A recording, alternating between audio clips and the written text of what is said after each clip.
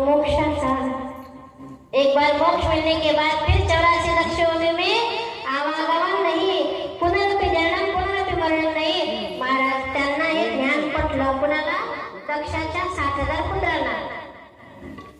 आणि त्यांनी पण महाराज नारदाच्या चरणी प्रणाम केला। म्हणे काका तुमच्यासारखं ज्ञान दुसरं कोणी देऊ शकत नाही, आम्ही धन्य झालो। पुन्हा ते दक्षाकडे वापस गेले नाही। दक्षाला जेव्हा हे कळलं त्याला राग आला, तो तावातावाने निघाला आणि मधातच नारदजी म्हटले म्हणे दादा दादा कुठे निघालात?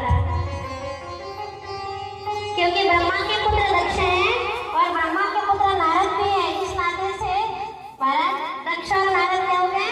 भाई भाई। कहाँ जा रहे हो महाराज? दक्ष राजा थोड़ा बोल गया म्हणे बिचाराला लाज वाटत नाही? माझ्या 60,000 मुलांचं डोकं फिरवलं आणि वरून विचारतोय म्हणे कुठे निघाला? बडा उद्धट हो गया रे तू।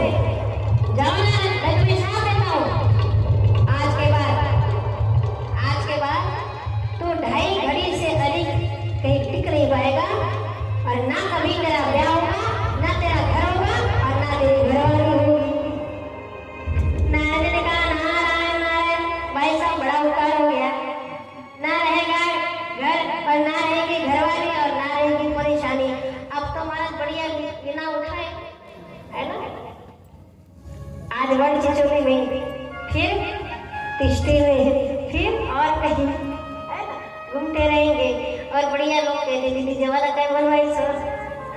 बरोबर आरामात आराम आहे महाराज। एका ठिकाणी काही राहणार नाही, पण जिथे जाऊ तिथे सुद्धा मजा झाल्याशिवाय राहणार। नारदने का बड़ा उपकार किया, बराबर